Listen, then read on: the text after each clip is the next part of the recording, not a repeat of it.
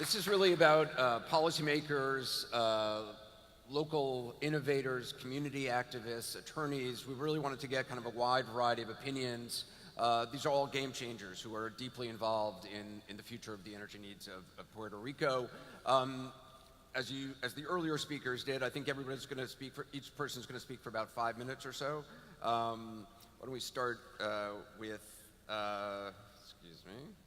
with Ruth Santiago, environmentalist, climate advocate. She's an attorney. She's devoted herself to promoting environmental education and advising community groups for the general welfare of Puerto Rican communities, and certainly I think any future energy needs of Puerto Rico, having community involvement, community feedback is vital. So take the floor. Thank you. So, thanks everyone. Buenos días. Quiero estar segura, todas y todos están siguiendo esto en inglés, tienen el equipo y no hay problema para hablar en inglés. ¿Hay alguien, sí, alce la mano si tiene algún problema? Okay. Bueno. Okay, so now in English. So hopefully the lessons we've learned from Hurricane Maria, or in the aftermath, is that Puerto Rico is actually part of the Caribbean, a continent of islands, and we're in the hurricane path, and that these hurricanes now with climate change will be more frequent and more intense. And so we need, what we saw after the hurricanes is that we need to have more connection with our neighbors especially, and not really expect things to happen from faraway places to provide relief. We found that vertical poles and transmission towers do not hold up well, especially the lines crossing the Central Mountain Range. I hear an echo. A little bit of echo, yes. Okay. Yeah, okay. And the tropical forests that we have, and that solar held up better. The few installations that we now have, as most people know, we have only 2%, 2 to 3% solar energy on the island being produced for the energy needs. And that most of all, the big lesson is that communities and people need to be involved in energy issues. And you know, people all of a sudden, after the hurricane, became very energy literate. So people even know the number of their transmission line, the line that provides the transmission and ultimately distribution. So basically what the hurricane did was unveiled the crisis, right? So this crisis that's been going on since at least 2005, 2006, which was the exhaustion of the economic development model in Puerto Rico based on these incredibly generous tax exemptions and other incentives to corporations to invest and supposedly create enough jobs, that left the government with virtually no revenues and did not create the number of jobs necessary. And so there is an immense underserved community in Puerto Rico that the hurricane unveiled. And all of that in conjunction with, you know, this technology that was not adapted to provide for the energy needs of the population. So the next slide, if they're showing them. Okay, so there seems to be a consensus. We know there needs to be a transformation of especially our grid, and many other transformations in terms of Puerto Rico. And the foundations for the kind of transformation that communities and environmental groups are proposing have to do with long-term studies that the faculty at the University of Puerto Rico have done, that the specialized agencies like the National Renewable Energy Labs, someone mentioned earlier, we need to use, for example, closed landfills. They see that the mountains here are beautiful, but we have like the central coastal plain is at its widest is 15 miles wide. We can't do these large-scale land-based renewable energy options.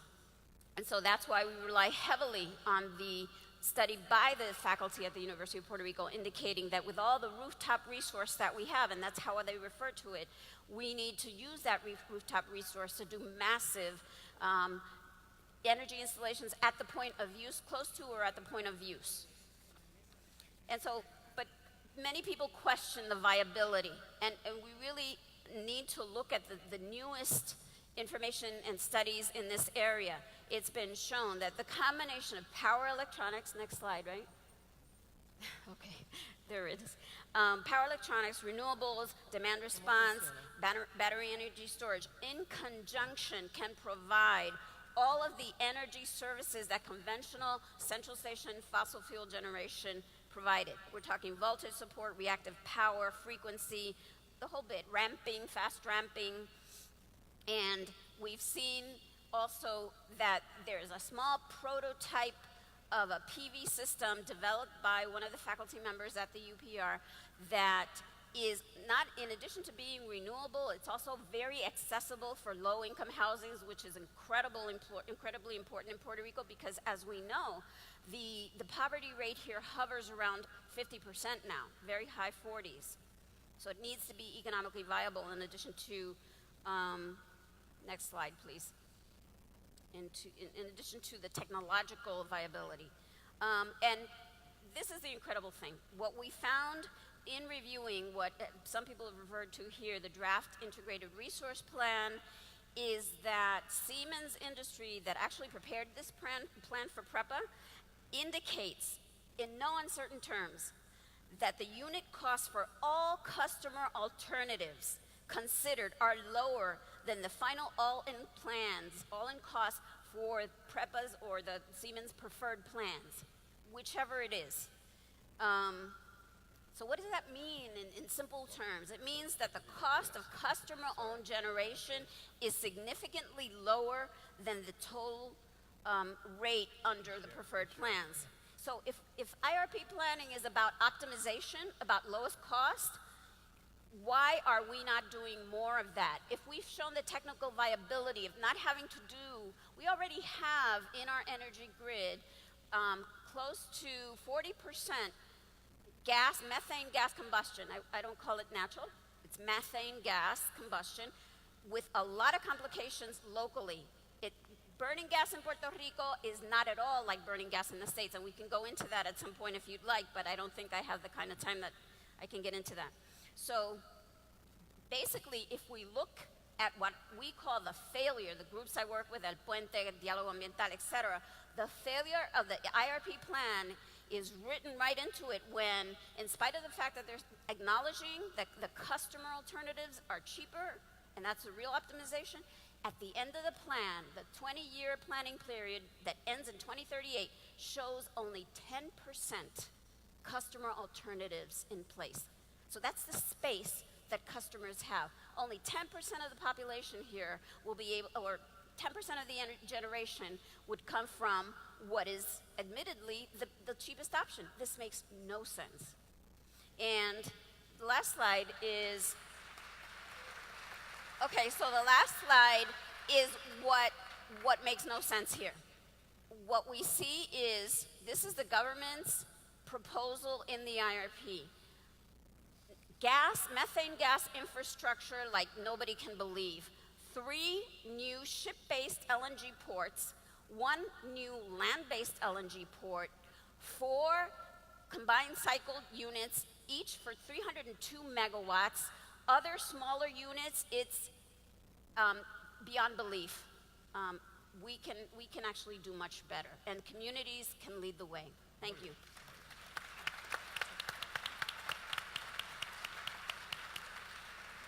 Actually, before we get the next phase, let me just ask you, so what, clearly, you know, a lot of people talk about natural gas, you say methane, as the transition.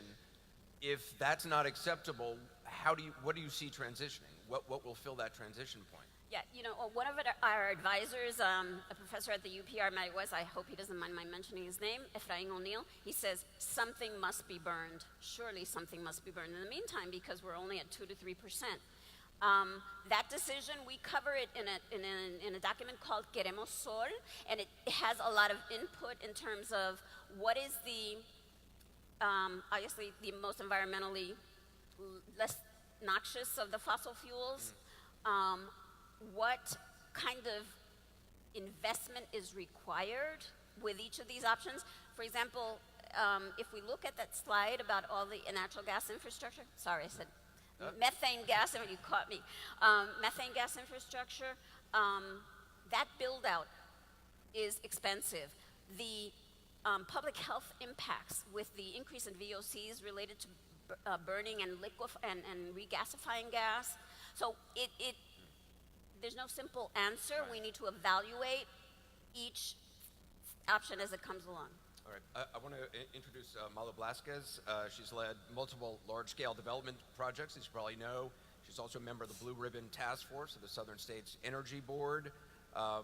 She also organized multiple town halls throughout Puerto Rico after Maria to get community input on any future reconstruction and redevelopment project. Welcome. Thank you. Thank you. So, good morning to all. My name is Malu Blasquez, and I'm here to represent Reimagina Puerto Rico. If we could get the presentation. Reimagina Puerto Rico is an independent, nonpartisan, non-governmental, inclusive body led by Puerto Ricans.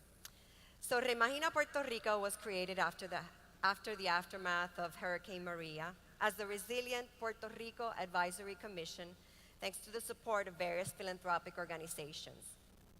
The primary goal of Reimagina Puerto Rico when it was created was to promote a stronger, more resilient Puerto Rico as it embarks on reimagining its reconstruction with more public participation and greater transparency, and develop actionable recommendations for the rebuilding of Puerto Rico with the recovery funds that were coming our way. We wanted to make sure we rebuild Puerto Rico stronger and better prepared to confront future challenges. So, as of January 2018, Reimagina Puerto Rico adopted an accelerated time frame and an ample participatory process to produce what became the Reimagina Puerto Rico reports. And what was the purpose of these reports? It's basically to influence the government of Puerto Rico and the federal government and other NGOs who were implementing, looking for solutions for the reconstruction of Puerto Rico.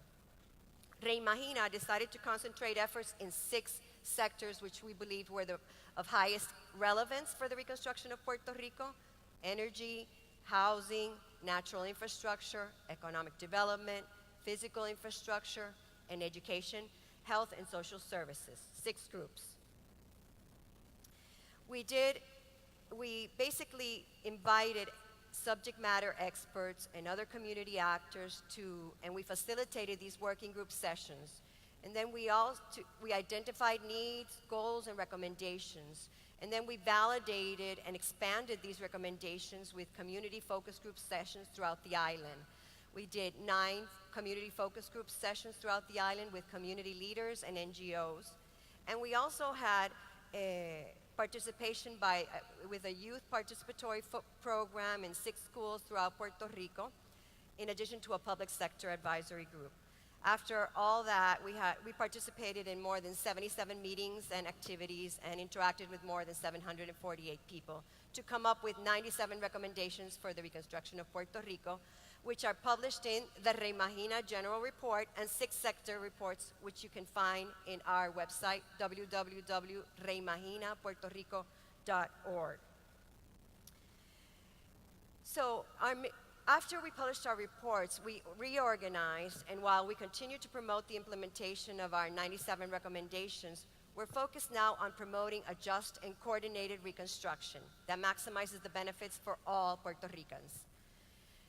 Now I'm going to talk about the energy sector goal we decided, the Reimagina Puerto Rico participants decided. It's to address Puerto Rico's energy needs by transforming its electric power infrastructure into an affordable, reliable, and innovative system while reducing adverse impacts on human health and the environment.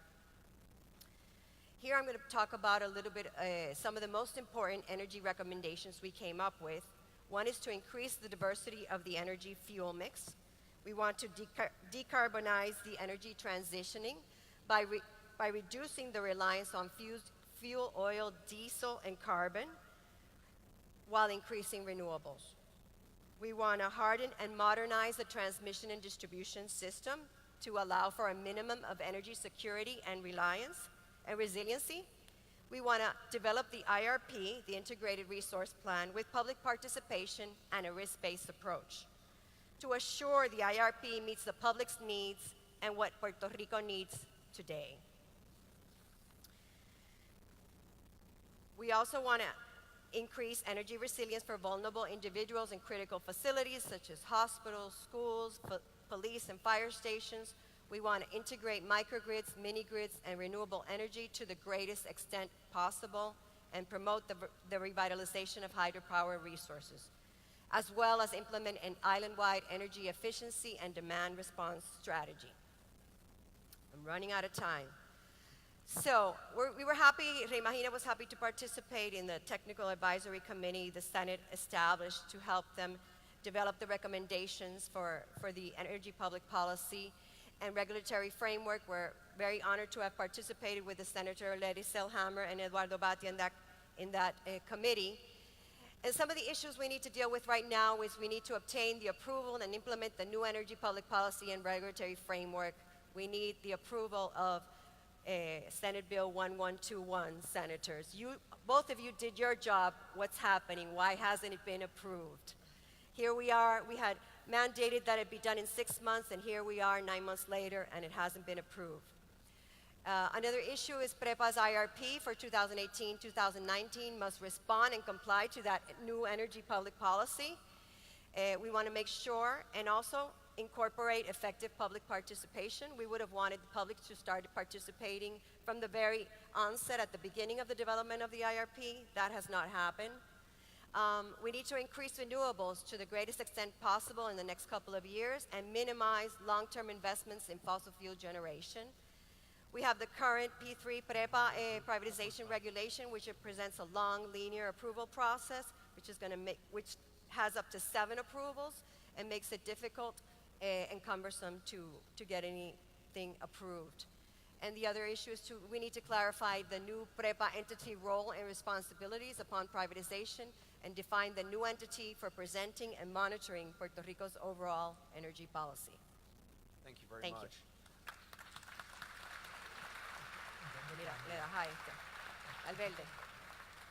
It does seem, I mean, from the prior speakers, so much of this boils down to political will. Does Puerto Rico have the political will and the ability, from a political standpoint, to actually make this happen? There seems to be a lot of agreement about microgrids and all the stuff. The question is, right now, what can happen? So I'm very glad that we have both senators here. Bipartisanship is something that I know Washington, D.C. has become a dirty word for quite some time. It's also rare to see here. These two senators have been working in a bipartisan way to try to transform PREPA.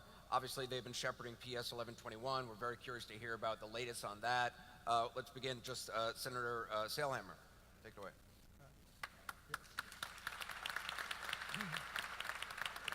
Good morning. A year ago in March, Governor Rosselló decided that the assets of PREPA would be transferred to the private sector. So he enacted Law 120, which we introduced some amendments, and basically one of the major amendments was the fact that we had to impose a public policy, an energy public policy and a regulatory framework, so all the components, all the bidders would have a clear vision where Puerto Rico was going to be heading in their energy system. Also, they could have the rules very clear and have a playing level field for all the bidders. So basically,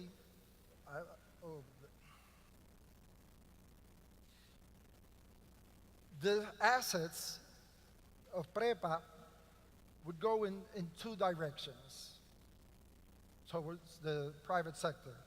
The transmission and the distribution would be a long-term operation and maintenance contract through our P3, our Public-Private Partnership, Act 29 of 2009. And the generation would be selling of the assets, also through the P3 Public-Private Partnership Act. So saying that it was a must to have a clear vision, criteria, parameters towards the transfer of the assets of PREPA to the private sector. So Senate Bill 1121, although Senator Batia and myself appear as author of that bill, really the designers, the architects of the bill, some people among us, Jose Rossi from the Institute, Malu Vasquez from Reimagina Puerto Rico, Engineer Vasquez from the College of Engineers of Puerto Rico and Surveyors. We also have Rocky Mountain Institute. They all work with the Senate to produce Senate Bill 1121. And Senate Bill 1121 makes us our bureau, used to be the Commission of Energy. Our bureau's got to be stronger, independent, and all contracts, all transactions must be approved. There must be a compliance, a certificate compliance with the public energy policy issued by the Bureau. And we're promoting in this bill distributed generation, microgrids, solar communities, energy co-ops. And I want to go to distributed generation a second. No solar tax, no wind tax, no water tax. And we are trying to incentive so that if you have your net metering, your own equipment to produce your energy, but you need to purchase from the grid, and you purchase at 20 cents a kilowatt hour. When you have excess, you sell to the grid clean energy for 20 cents kilowatt hour, not less than 20 cents, not less than what you purchase. In the incentive codes we're going to be approving within a couple of weeks, there's going to be funding. Puerto Rico, you know, our socioeconomic profile is not the same as the California people. So we need to make this affordable for the low-income families and for the small business. So we have a trust in 1121, and we're gonna fund with incentive codes. Additional funding will be coming from the recovery CDBG-DR, so we could make this affordable for the people of Puerto Rico. And I have to tell you one of the major changes. 2022 will be by 20% renewable. From 2023 to 2025, 40% renewable. 2040 will be reaching 60%, and 2050, 100%. And I just want to take one more minute to speak about climate change and global warming. It's not a matter of opinion, it's not a matter of perception, it's scientific data. And we got to listen to nature. And we got to move to renewables. And we need, so Puerto Rico does not continue to be percentage-wise or proportional, in proportion, one of the major contributors to greenhouse gases, with 96% of our generation with fossil fuels, with 99.5% of our cars using gas and diesel, and with our factories, emissions of greenhouse gases. So my urge, my claim to the people of Puerto Rico, to our fellow Americans, to the US investors, to my colleagues that need to approve by Monday Senate Bill 1121, and to Mr. Anderson Cooper, which is a strong voice nationwide and worldwide, we got to do and say,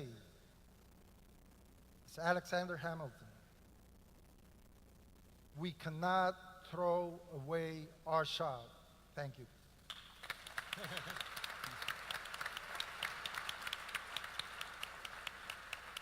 Yeah, I want to go to Senator Batia in just a moment. I just want to follow up on the question that Malu asked, which is basically what's up with 11/21. I mean, it was supposed to be signed, you know, there's a lot of people in this room, I think, who expected it to be done by now, who appreciate the hard work you both have put in on it. Where is it? Okay, the committee, the conference committee already was approved by both the House and the Senate. Last Thursday, we approved the conference committee in the Senate. We expected that the House would approve it on Thursday. They didn't. They had some different appointments, so they left the session earlier. It was supposed to be approved this past Monday, but my president of the House, Mr. Johnny Mendez, spoke to me and said that he expects the bill to be approved by the House on next Monday. In the work that you've been doing, what are the forces working against this? I mean, who benefits by it not happening?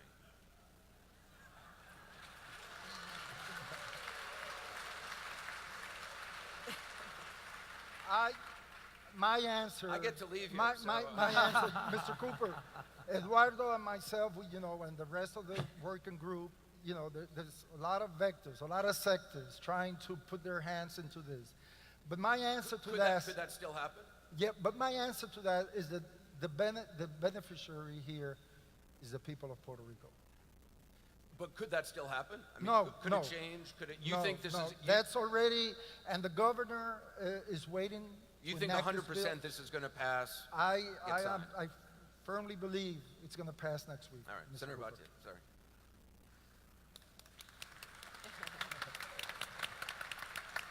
I hope he's right. You hope he's right? I hope he's right.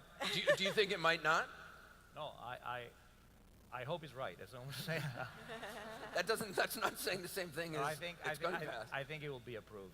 Let me start with a small, short call out there for the Special Olympics team. I'm wearing my socks today because the Puerto Rico Special Olympics basketball team won the gold medal in the Olympics yesterday. So, go Puerto Rico.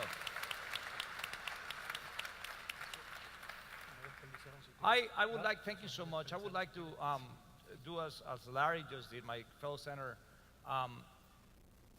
but not just talk about global warming.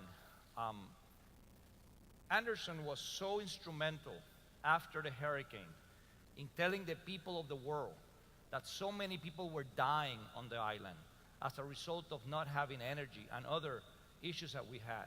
So I have to thank you. I have to thank you on behalf of the people of Puerto Rico. Thank you so much.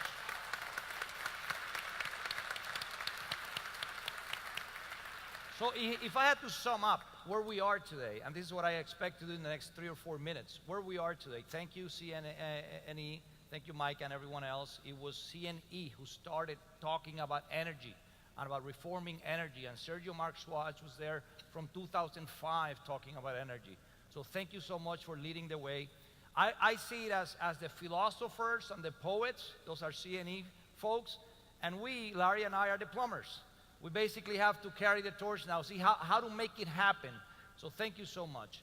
Now, if I have to sum up what we're doing today, I would say let's look at the good, the bad, and the ugly. So let me start with the ugly. The ugly certainly is over 3,000 people died after Hurricane Maria. And it was not, this is important, it was after the hurricane, not during the hurricane. Big difference. Why? Because so many people died in Puerto Rico because we did not have energy, because we did not have distributed energy, because we could not pump water up the mountains, because we could not have hospitals working, because people who had their own oxygen, bottles of oxygen at home, they didn't have energy at home. So boom, we have a problem. We have a problem that will happen again as global warming comes in. So this is not something that will not happen again. It will something that certainly will repeat itself unless we do something about it. So then I move to what I consider to be the bad. So this is what we faced. We had our own state-owned energy monopoly that filed for bankruptcy in 2017. So then the question was, how can we change what we have if our own company, if our own Puerto Rico Electric Power Authority had filed for bankruptcy? Do we have the money? Do we have the lenders? Do we have the resources to change what was broken? And this is where I think the good comes in. We developed from the, again, from the different laws that have been talked about, we developed, and I don't want to talk too much about Senate Bill 1121, other than to say it should be approved next Monday. But the main point that I think I should stress is we're moving from a straitjacket, from a state-owned monopoly to a market economy. We're opening up the market. Puerto Rico is opening up the energy market. How exactly will the market look like 5 years from now? Well, a lot of market forces will tell us. Right now, there are so many groups that are coming into Puerto Rico, finding an appetite for what we want it to be, a distributed energy community. We want it to be a very different Puerto Rico from, the Southern States Energy Board saw 50 years ago or 20 years ago. And this is two words that are coming in. Number one, distributed energy, and number two, the prosumer. The prosumer. We have enough rooftops in Puerto Rico. If 400,000 of our homes, 400,000, and I'm not saying overnight, if 400,000 of our homes had solar panels on top of them, if you can monetize your rooftop by having solar panels, we would have enough energy for everyone in Puerto Rico. But this is something that has to start. It has to begin. We have to get going on solar energy. So if you see the slide this is a slide from the U.S. Department of Energy, by the way. So they are telling us, why doesn't Puerto Rico become the showcase of solar energy? So on the left, you have the consumer. Now it's the prosumer, the man or the woman, the family that no longer just consumes energy, but produces energy. And that's the kind of new language, that new scenario that we want for Puerto Rico. And finally, and I'm done, one more. Did I hit the wrong button? There we go. Finally, this is a picture from last Saturday. This is the first solar community in Puerto Rico. 30 homes have connected themselves. They have batteries, they have solar panels, and they have created their own system outside the system of the Puerto Rico Electric Power Authority. Some may say it's only 30 homes. It's a very small number. Yes, but it's the first solar energy community in Puerto Rico.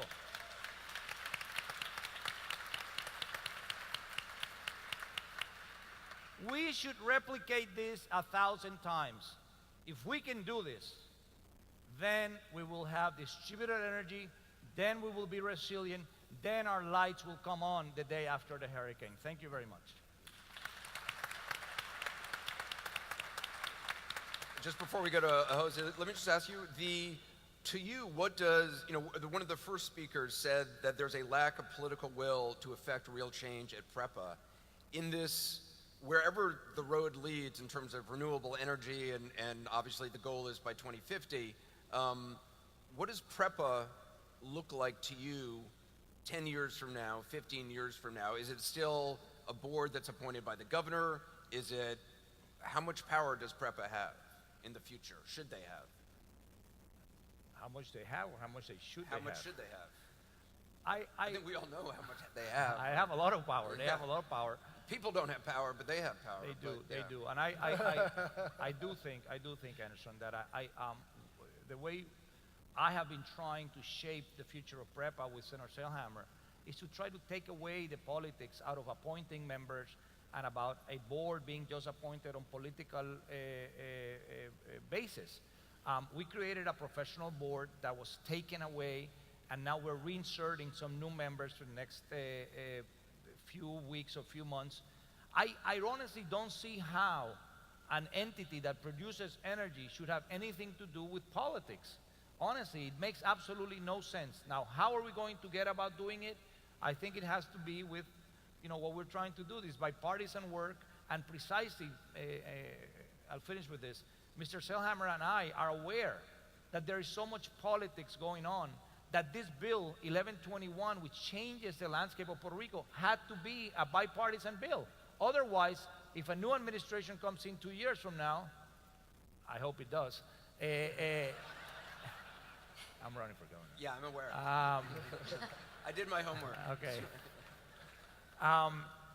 That's a side comment. But that we should respect this energy regime in Puerto Rico. And I think that our hope is that if we respect our energy regime by having a bipartisan bill, I mean, my word and his word are, whatever happens, we don't know what will happen. Who knows what happens on election night? But we know that we're both going to be there to protect this new energy regime. And I think that's important for Puerto Rico. If you become the governor, would you make a point not to appoint politicians to the board of PREPA? Yes, I will. Yes, I will. No Yes, I will. politicians. No politicians. No politicians. And to the extent possible, I still question why we need a board in PREPA. So I to the extent possible, I would create a structure.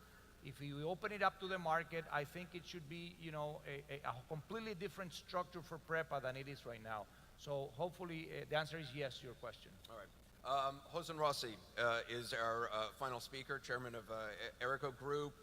Josen and his wife, Maria Eugenia, also created the Erico Foundation, and Josen has spearheaded the creation of a nonprofit, the Puerto Rican Institute for a competitive and sustainable economy? Okay, sorry. You got it.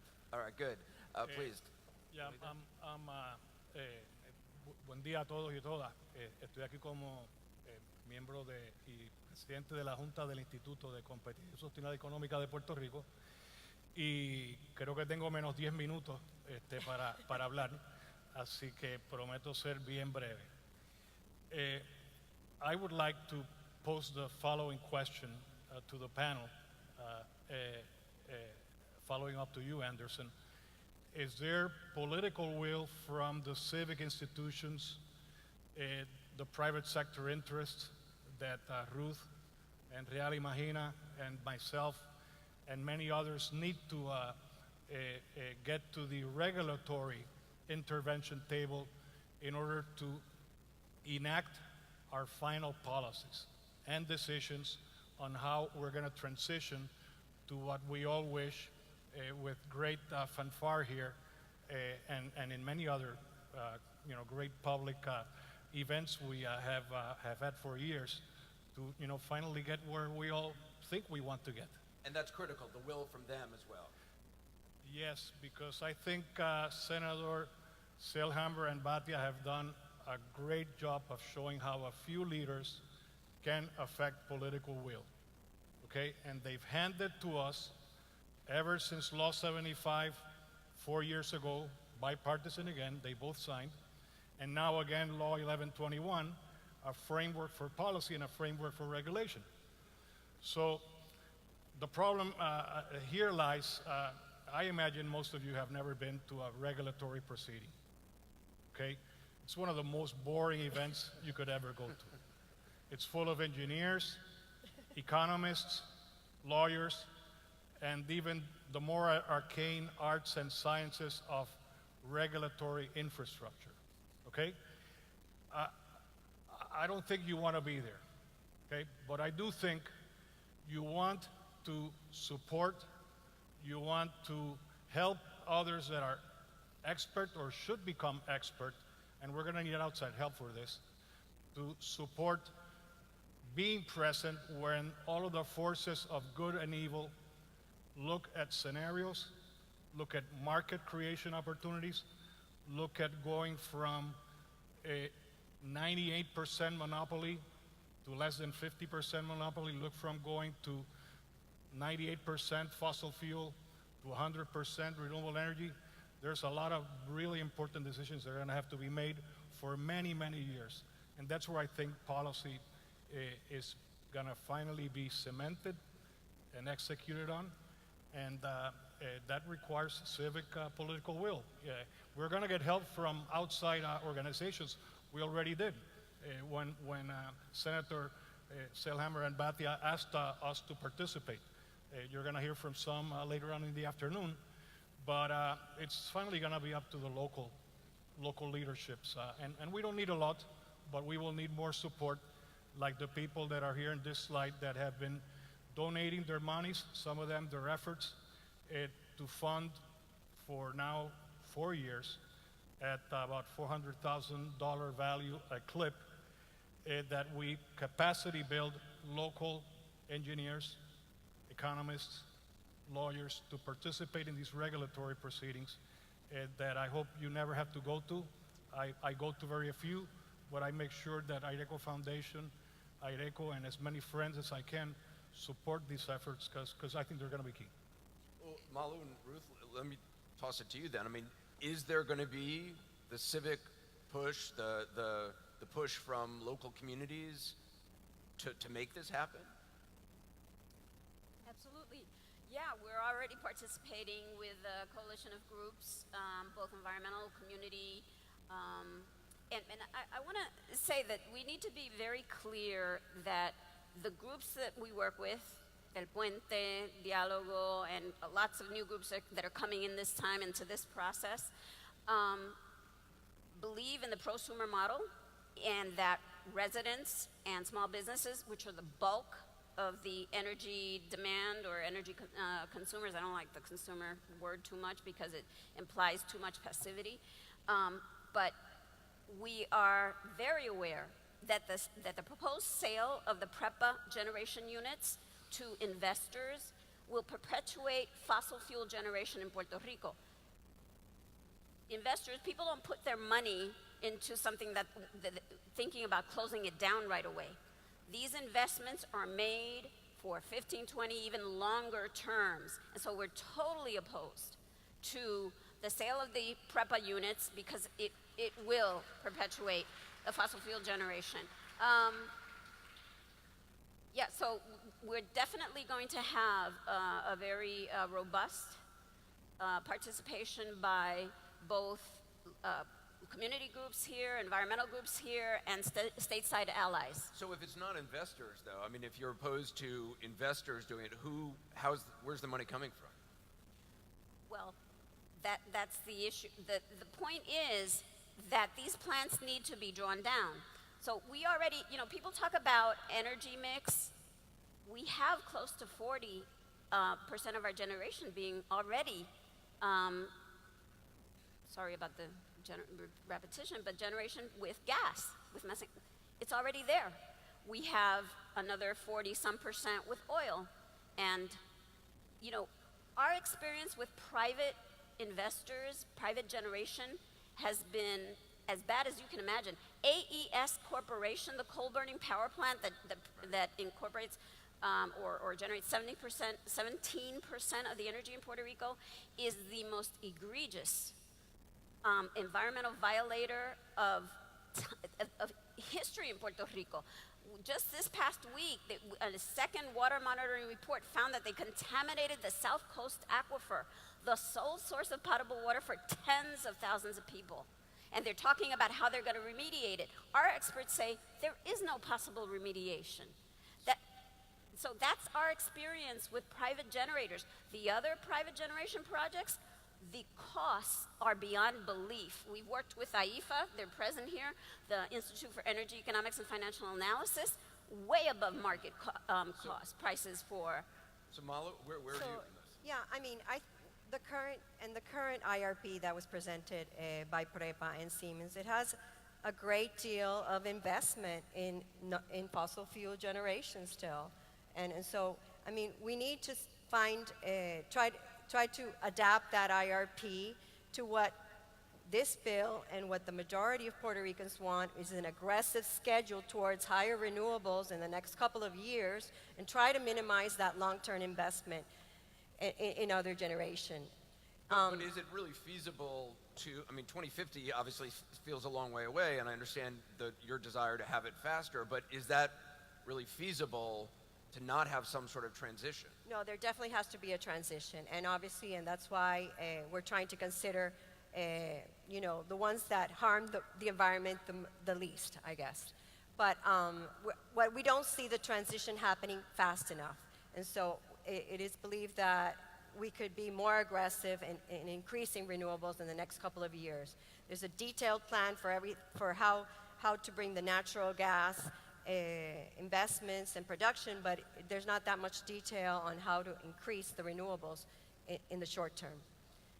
Jose, what do you think of it? Well, I think that if you asked PREPA's director, he would promise you right here and now that he would increase renewables tremendously. But the problem is how? Do you do it through PREPA? They're going to say that it costs much less to do big power plants, PV solar, than to put solar panel in roofs. So thus, you come back to the market creation, market regulation, sciences and arts. How do you transition so that you do create a strong market of prosumers, but not everybody has the capital to buy their little panels and batteries? So how do you keep a grid that is healthy and even hope, to increase the demand if you can in ways that are good for the economy as we transition? Electrifying our transportation system is something that we haven't started talking about. That could help increase demand, bring capital, lower costs for the whole grid for all, because it's just not feasible to leave people behind. People that are poor, that don't have the resources and must be connected to the grid, a grid that works. So all of those decisions have to be made transparently. Right now, PREPA is signing contracts. San Juan Cinco y Seis is one of them. There is embedded in it, even though it may seem like a great economic win, it's tremendous loss for transparency. The Institute went to court because of that, not because we think it may be a bad contract, but there would have been ways to improve the contract transparently. How long, the contracts they're signing, how long are these contracts for? Well, thankfully, that's only 5 years, but the problem is it didn't allow for transparent public interest participation in the regulatory bureau, because the bureau said no, Right, because no it's only a 5-year contract. But what I'm going to say, you start reading the contract, you realize that the private sector is now creating a fuel surcharge, hard to understand, a way to sell LNG to PREPA. Before we had a horrible fuel surcharge calculation that nobody in Puerto Rico understood nor liked. Now embedded in the fine print of a private sector contract, we're privatizing a fuel surcharge calculation potentially because it wasn't transparently. So here we're sitting and PREPA's doing things. Okay, that's what I'm talking about. That's my concern. Yeah. I mean, it does seem like, Senator, it does seem like transparency, I mean, whatever happens, whatever is decided, transparency is critical. I mean, it cannot continue to not be a transparent process, whether it's community involvement or just deals being done behind closed doors. Mr. Cooper, precisely that's why Bill 1121 must pass into law. And the Bureau, once any contract comes to the attention of the Bureau and defeats the renewable portfolio, that contract cannot be approved. So there won't be no long-term contracts here. If there's a contract in the long term that it defeats the 40% for 2025 or 60% for 2040, the Bureau must reject the contract. And I gotta say, so I firmly believe we're gonna move into renewable. And I would like to state this: why natural gas as a transition? Well, and I've been an advocate for climate change, and I've been studying that.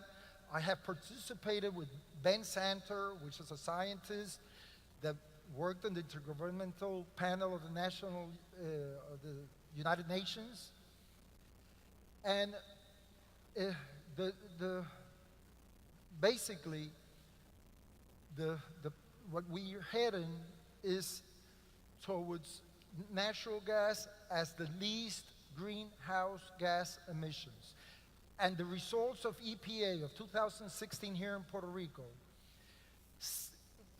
percentage-wise, Ecoelectrica, which produces with gas 7% of emissions of greenhouse gases. Coal, AES, was 21% of greenhouse gases. And Bunker C was 28% of concentration. So that's the cleanest as a transition way to. Ruth, I can hear you rolling your eyes from here. Okay, yes. In the slide that I showed you, there was one of the projects is in where I live in Salinas that was actually 3 administrations tried to pass it called the Aguirre Offshore Gas Port. We got deep into that case and discovered some amazing things.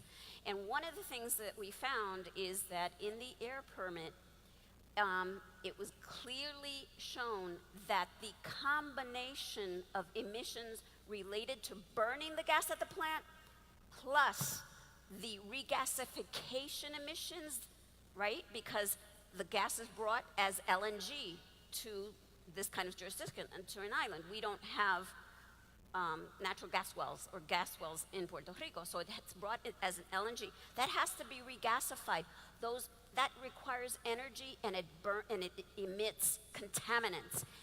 And also, until it's burned or until it's regasified, it has to be held, sort of stored under cryogenic conditions, another set of energy demands and emissions. Taken together, what happens is that people only look at what comes out of the stack at the plant. Right. I guess Don't- I just don't, what I don't hear from you is, okay, if you're not using natural gas, what are you going to do and who's going to pay for it? Let me do that. So you know, and I think everyone here is aware, painfully aware, that Puerto Rico pays the second highest electric rates within a U.S. jurisdiction, right? So ultimately, who pays? The ratepayer, of course. Now, what's the problem? I think somebody alluded to the upfront costs of the installation. We've already established the technical viability of doing the rooftop solar or the close to the use solar, and even micro wind. So what we need is a pipeline. We need to figure out the system in which we can rapidly replicate these rooftop solar systems so that people can pay for them. Well, yeah, I think everybody would love to rapidly replicate them. It just Okay, they don't. let me say this. Right. Toro Well, Negro. let me just get some of the other speakers in. Senator, we've got some questions from the audience, and I want to get some of them in. I'll give this to you, Senator Bakhtia. As communities begin the development of community-based microgrids, which seems like a lot of people in this room support, how can we ensure that future governments are not going to allow the new PREPA, in quotes, to tax or surcharge our activities out of existence? Well, if we have a law, we have to make sure that we abide by the law. And the law says that it's prohibited. We're banning the solar taxes. And I think to the extent that we just respect the law. Now, can the law change? Yeah, it could change, but that's what I think all of us are saying. I think citizens have to participate, and if citizens don't want their governments to change certain laws, they should get up and shout and scream and make sure that their governments do what they want. So I would say, let's pass 1121, let's ban those taxes, let's get the solar communities moving, let's get the microgrids going, and then let's have citizens who are aware of what their rights are. Jose, the issue of transparency, how critical is that? It's fundamental to consumers having confidence in the system, staying to live in Puerto Rico. It's fundamental to investors that are responsible investors with low capital costs come to Puerto Rico. Right now, what we have is the private equity investors, the vulture funds. Their capital costs are 3-4 times what a healthy system where ratepayers can pay. And in Puerto Rico, we do pay our electrical bills.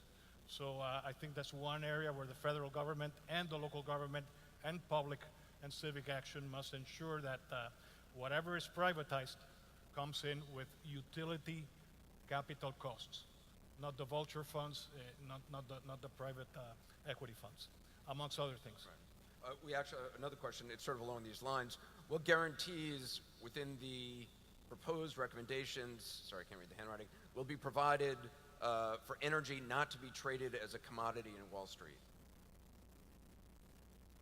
Anybody? That's not a good question. Yeah, I know. So, yeah. Can I say? It seemed good when I started, and then like halfway through, I was already committed. Can I? What? Let me go move on. I'll tackle that. I'll try that. Sorry. Well, Malu, I mean, what do you see? I mean, how obviously there's concern about investors. Do you see though the need to privatize? We're not happy with the current system we have in Prepa. It really has not been working. You know, we have an issue right now. I mean, there's a lot of people, a lot of community groups and commercial, residential projects that try to do rooftop solar and want to interconnect, and it takes forever. It takes forever, and it's a big problem. Right now, there's some commercial projects that 2 years in permitting. That's unacceptable.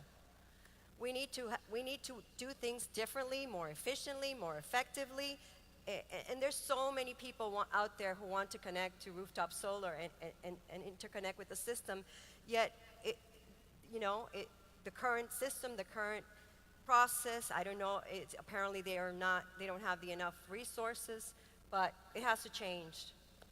I think everybody agrees change is necessary. The question, of course, is how does it look, who pays for it, and how quickly can it come? I want to thank everybody for the discussion. Thank you very much. Thank you.